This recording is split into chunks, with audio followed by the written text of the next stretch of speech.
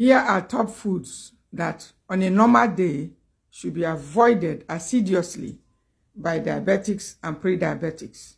But in this very video, I want to mention the foods and tell you smart ways to start incorporating them and enjoying them so as to avoid, nutrient deficiency or minerals deficiency, as earlier stated in my earlier video.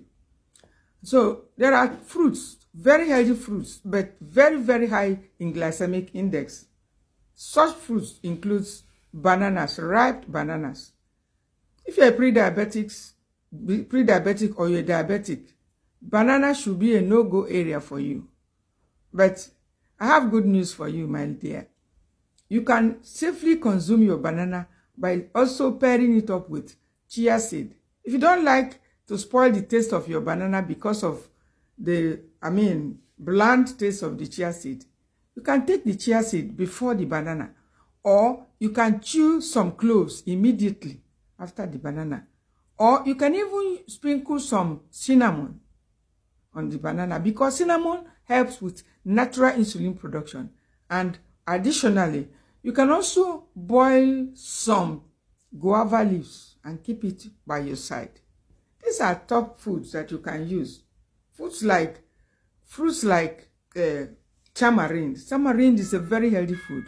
One of the top foods that supports liver health, supports overall health, anti-aging effect, has almost, in fact, does almost everything with anti-inflammatory properties. But unfortunately, it's high in sugar, and on a normal day should be avoided by diabetics and pre-diabetics. But you can pair it up with cloves.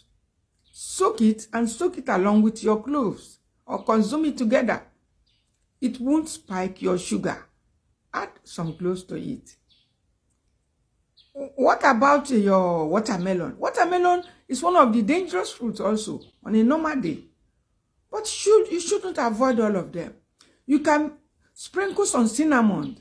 Cinnamon helps with natural insulin production. Sprinkle some cinnamon on your watermelon and don't consume it too much. You can also blend some cloves and mix it up with it, or chew it just after after taking your watermelon. And the same thing applies to most of the sugary fruits. The same thing applies when you consume any such fruits that are high in sugar. Banana is one of them. Watermelon is one of them. In fact, what about mangoes? Mango is a seasonal food. It's a superfood. Very rich. But my dear, it's also very high in sugar. It's one of the foods that ought to be avoided. But my dear, don't stop avoiding it. Go get some of these foods that are great for lowering your blood sugar naturally, and pair it up. Either you take it together, or immediately after or before. It's not going to spike your sugar. I've tested a good number of them. And the better part of it is a seasonal food. So it won't always be there for you to be spiking your sugar. There is a reason why those seasonal foods are there. So we don't have to rob ourselves of all this seasonal food. There is a reason why the seasonal foods are in season each time. Mother Nature knew why these foods are out, to help with some ailments you may not know or understand. And so why avoid them?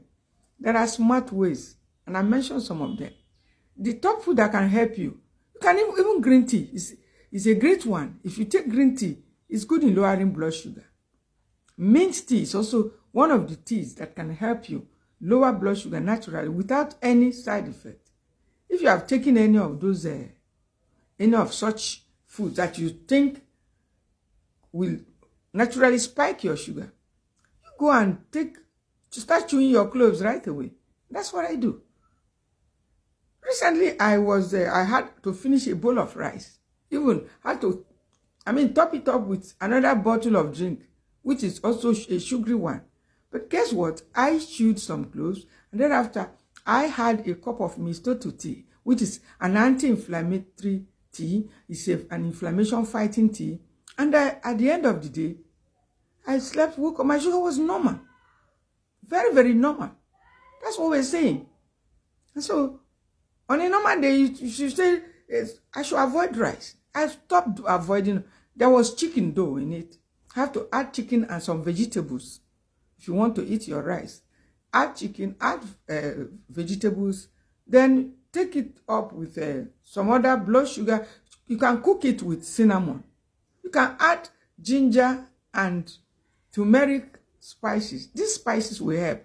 And better still, you can even prepare it with your coconut oil. Coconut oil also helps with, insulin. It helps control insulin resistance in most of, because it aids digestion. And so you don't have to continue to avoid everything and be missing out. By the end of the day, some important minerals will be missing also in your body. And so, in order to boost your immune system, whenever these seasonal foods are out, don't cheat yourself. Start taking them, but pair them up with blood sugar lowering foods. Don't fail to do that. If you do that, you're not going to have any spike in your blood sugar.